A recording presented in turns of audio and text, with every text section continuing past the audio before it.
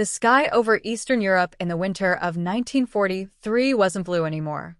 It was a dull, unyielding steel gray, cold, heavy, and unforgiving, like the war itself. It loomed constantly overhead, a watchful sentinel that bore silent witness to every scream, every gunshot, every shattered life. Smoke from burning villages drifted endlessly across the countryside, fusing with the morning fog to form a thick, toxic haze. It clung to skin and uniform alike, settled deep into lungs, and left the taste of soot and ash on the tongue. War had not only redrawn borders and broken nations, it had reshaped the very earth and the hearts of those who walked it. Trees stood scorched and splintered like matchsticks, fields were cratered and blackened, and what was once farmland had become deathland. Homes had lost their warmth. Streets had lost their names. Only the ruins remained. Private Arthur Callahan of the British 8th Infantry had never been this far from home, but in truth, home had begun to feel like a concept from another life, something fragile and far away. Before all this, Arthur had been a history student at Oxford, more used to dusty libraries and quiet reflection than mud-caked boots and the deafening roar of artillery fire. He had enlisted in 1940, stirred by a sense of duty, mixed with fear, and something deeper, something he couldn't fully articulate. It wasn't just patriotism. It was guilt, perhaps, or hope, or desperation to make sense of a world that had begun to unravel. Now, instead of books and lectures, he carried a rifle everywhere he went. His fingers, once ink-stained and delicate, were now calloused and raw from gripping cold metal. The rhythm of his life had changed. Wait, watch, freeze, survive. The battalion was stationed on the edge of a shattered Polish town. Its name was no longer spoken, perhaps forgotten entirely. There was little left of it anyway. The church bell tower had collapsed, the schoolhouse had been gutted by fire, and homes stood like hollowed-out skulls, windowless, doorless, lifeless. Nature had begun reclaiming what humanity had destroyed, but even the snow that covered the ruins felt dirty, smeared with the sins of war. Arthur shared a trench with men who no longer flinched at the sound of distant gunfire. Men who laughed at death, cried in their sleep, and cursed the cold more than the enemy. They had seen things that no one back home could ever understand. And they didn't speak of it, not to each other, not to themselves. Silence was safer. The worst enemy wasn't always the one with a gun. Sometimes it was the cold. A bitter, relentless cold that gnawed through uniform and bone like a living thing. It made fingers useless, froze boots to the mud, and turned even the bravest man into something small and shivering. At night, they huddled under blankets that barely qualified as fabric anymore, breath-forming faint ghosts in the freezing air. Arthur's section leader was Corporal Benjamin Ben Hawkins, a broad-shouldered man from Manchester who had survived Dunkirk and carried that survival like a medal and a wound. Ben had a way of speaking with his eyes more than his mouth. He was practical, patient, and kind in a hardened, unsentimental way. He never said much, but when he did, people listened. "Keep your boots dry and your head lower," he told Arthur the first week. "One'll save your life, the other your skull." Arthur had tried to follow both pieces of advice, though the trench floor was a swamp of frozen slush, and keeping one's head down wasn't always an option when bullets started flying. He remembered writing a letter home the night before. The paper had been damp, the pencil stub barely usable, but he'd managed a few lines. "Dear Alice, if you could see this place, you'd think it belonged in a book of ghost stories. Nothing grows here. Nothing breathes, except us, and we're not doing much of that either. But I'm okay. I think. How's Mum? Tell her I miss her roast. It's funny what you crave in war. Sometimes it's not peace. It's just a warm meal and a quiet room." He had stopped there, folded the letter, and tucked it into his breast pocket, not sure when or if it would be posted. Rumors of German forces hiding in the nearby forest kept everyone on edge. The enemy hadn't shown themselves yet, but the tension was thick, like a storm waiting to break. Intelligence reports suggested the woods were teeming with patrols, snipers, and possibly armor. The trees stood tall and foreboding, their twisted limbs casting long shadows. No one liked being near them. At night, strange sounds echoed from the trees, branches cracking, footsteps, whispers. Some claimed they were just animals. Others weren't so sure. A few men had gone out on scouting missions and never returned. Despite the ever-present danger, there were strange moments of calm. One evening, after a supply drop brought tea and tinned meat, Arthur and Ben had shared a laugh over a joke too crude to repeat. Laughter had become rare, so rare that when it happened, it felt like an act of rebellion. "You miss home?" Ben asked that night, staring up at the overcast sky. Arthur nodded. "I miss who I was there." Ben tossed him a cigarette. "You'll find him again." But Arthur wasn't so sure. He was beginning to think that some versions of ourselves get lost forever in war. Arthur Callahan's hands were raw and bleeding from the cold, his skin cracked beneath the rough fabric he'd wrapped around them, cloth torn from a fallen soldier's coat days before.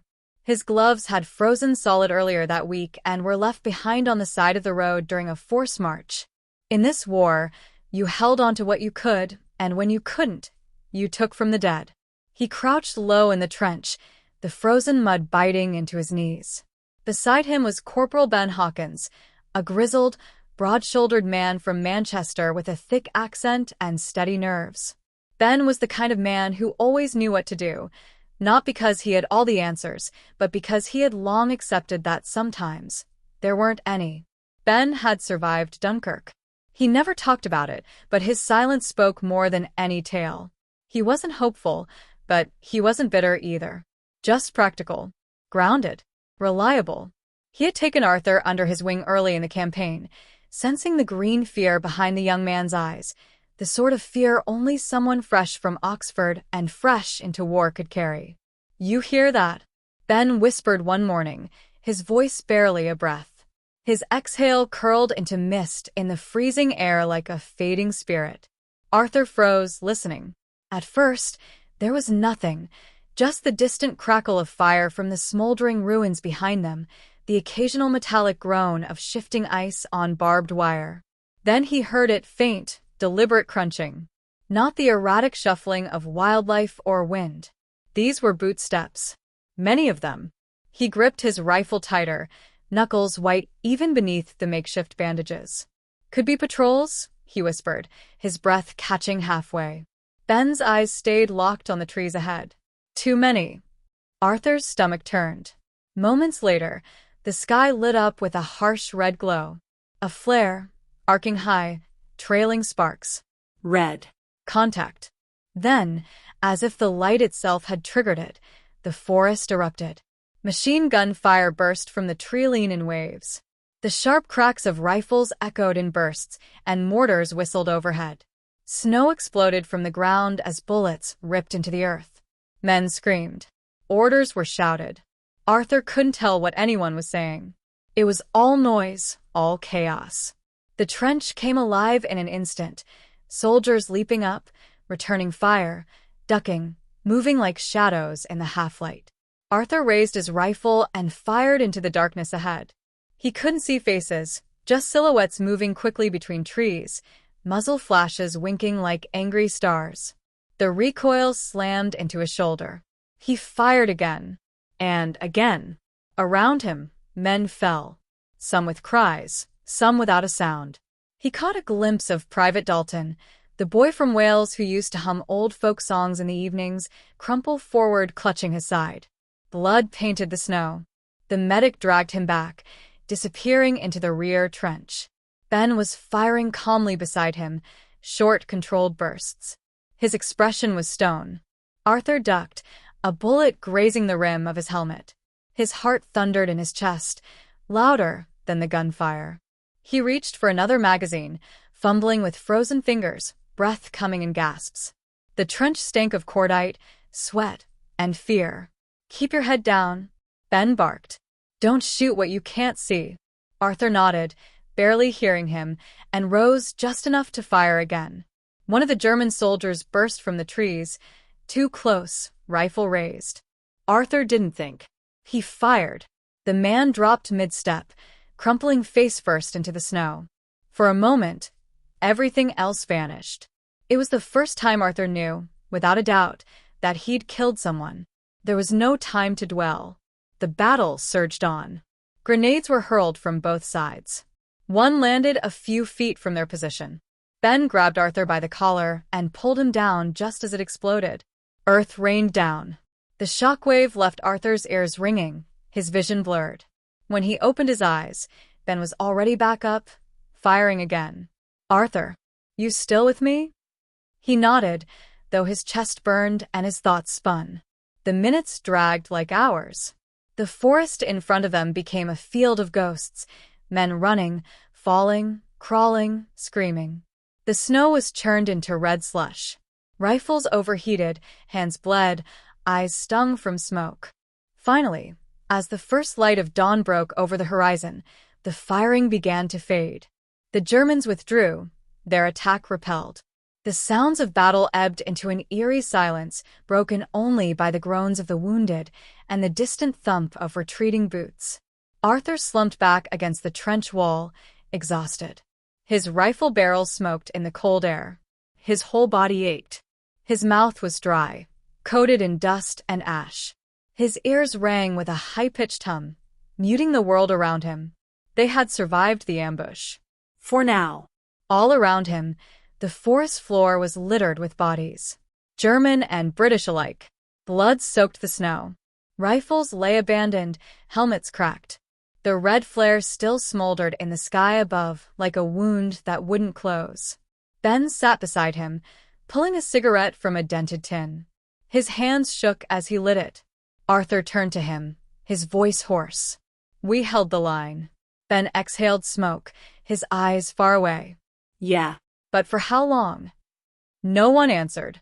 There were no cheers, no celebrations. Just the cold and the terrible stillness after violence. Arthur looked at the rifle in his hands. The same hands that used to turn pages in a university library, now stained with blood and ash. He wasn't the same man who had arrived here weeks ago. He knew that now. And part of him feared he never would be again. As the sun rose slowly over the ruined forest, lighting the battlefield in soft gold, Arthur closed his eyes and thought of Oxford, of books and warmth and people who still believed the world could be kind. And he thought of Alice. He would write her tonight if he made it through the next one. They had survived the ambush for now.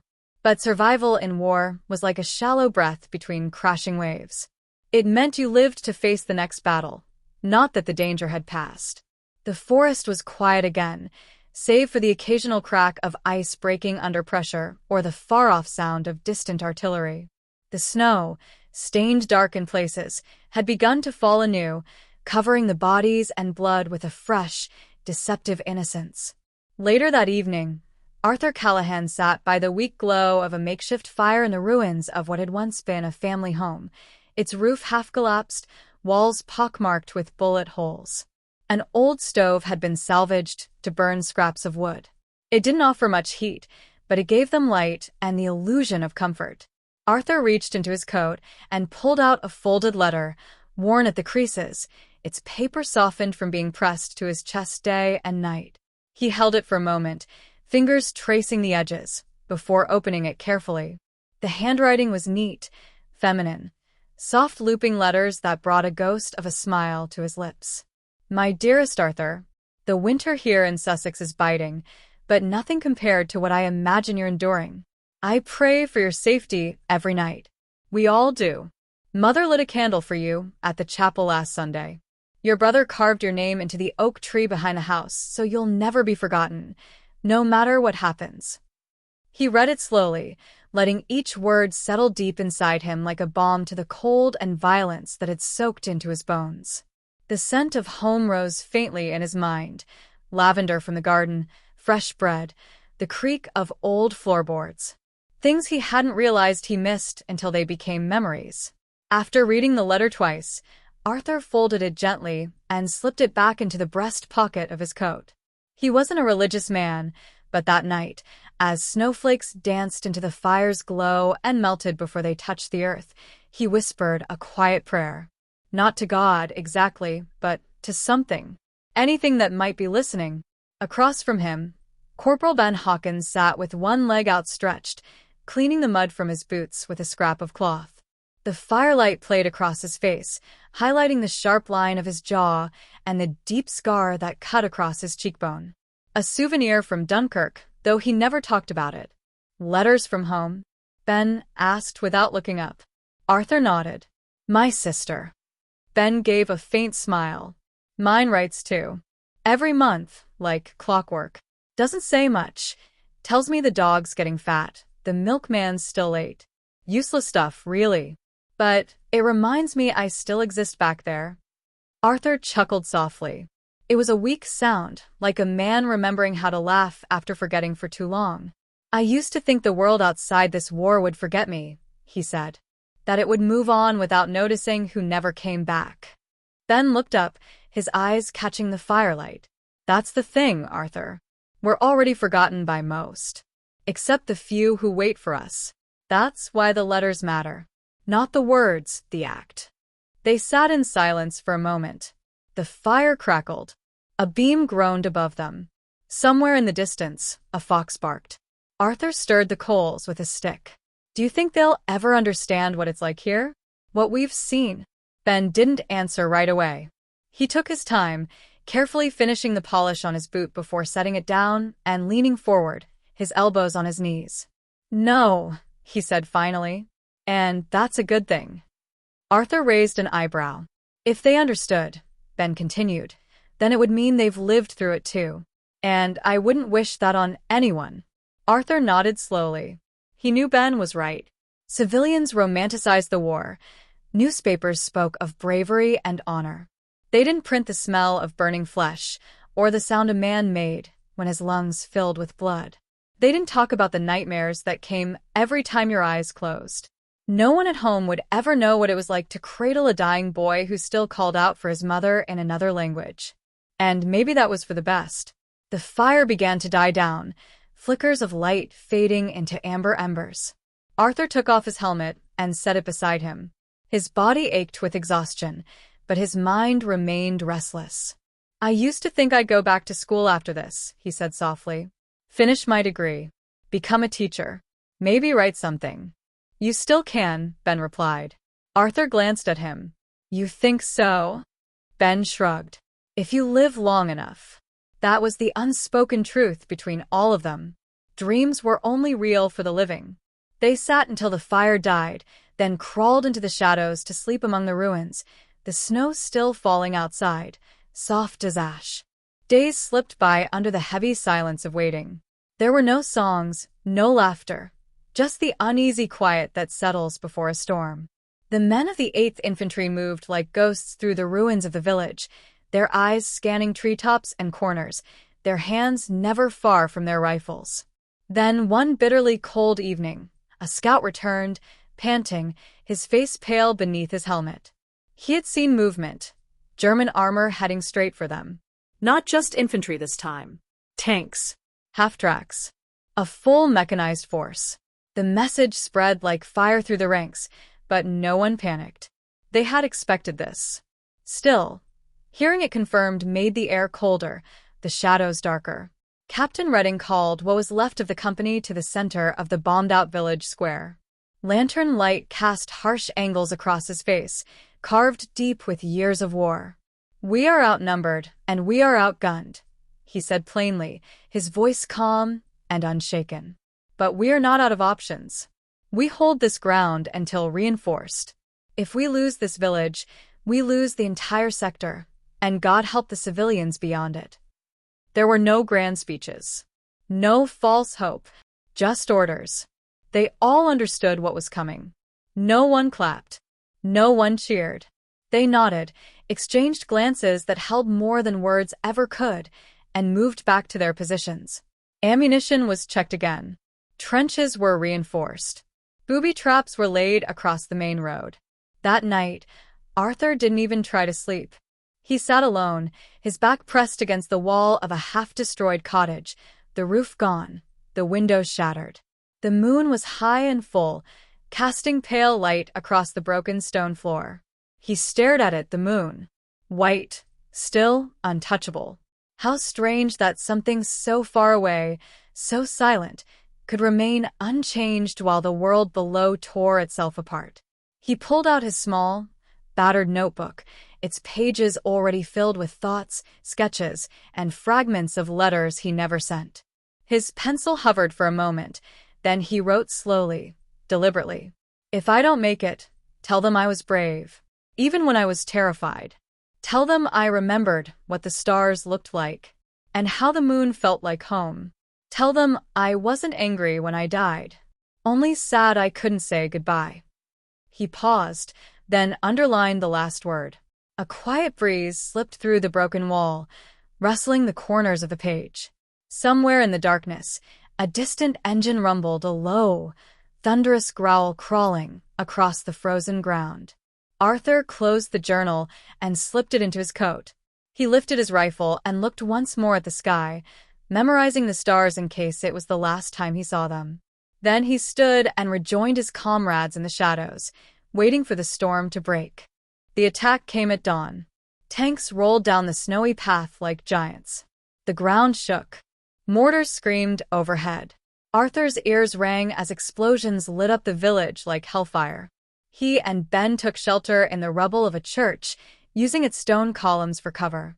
They returned fire where they could, aiming for advancing infantry. The air was thick with smoke, screams, and the acrid stench of gunpowder. Arthur peeked over a pile of bricks just in time to see a German soldier, barely older than himself, charging with a bayonet. Time slowed. Arthur raised his rifle and fired. The boy fell. Arthur froze. The face in the snow was pale, eyes still open. Not a monster. Just another terrified soul caught in something he never chose. Ben grabbed Arthur's shoulder. "Stay sharp. You can mourn later." But Arthur wasn't sure he could. By noon, the village was a graveyard. But the British still held it. Reinforcements finally arrived. Tanks, fresh troops, medics. The enemy retreated into the woods, leaving behind their dead and wounded. Arthur collapsed beside Ben on the steps of the broken church. His uniform was torn, his face streaked with grime and blood. His body ached, but he was alive. Ben, ever the steady rock, lit a cigarette with trembling hands. "That was close." Arthur nodded. "Too close." They sat in silence, listening to the sound of survivors digging through the rubble for more survivors. Each cry of discovery was a tiny light in a world gone dark. Weeks passed. The war ground on. Villages came and went. Lives were lost. Letters came slower now. Arthur wrote often, though he wasn't sure who he was writing to anymore, his sister, himself, or the ghosts. Then one day, in a ruined French town near the border, they received orders. Germany was retreating. The Allies were advancing. The war's end was visible now, like a far-off lighthouse blinking through the storm. Arthur stood on a hillside, watching the sun rise over the landscape scarred by war. Birds chirped cautiously in the distance, as if unsure whether it was safe to return. Ben stood beside him. "Almost over," he said. Arthur nodded, but he didn't smile. "And then what?" Ben looked at him, eyes tired. "Then we go home. If we're lucky." Arthur thought of the boy he'd shot. The letter in his pocket. The star-filled sky. Home didn't feel like it used to. The war ended 6 months later. Arthur made it back to England. Ben didn't. He was buried in a quiet field in Belgium, along with hundreds of others. Arthur visited once, placed a stone on the grave, and said nothing. Back in Sussex, Arthur returned to his studies, but the classroom felt foreign. The world had changed. He had changed. He published his journal years later, titled it Beneath the Iron Sky. It was raw, unfiltered, filled with the thoughts of a boy who had gone to war and come back older than his years. He never wrote about heroism.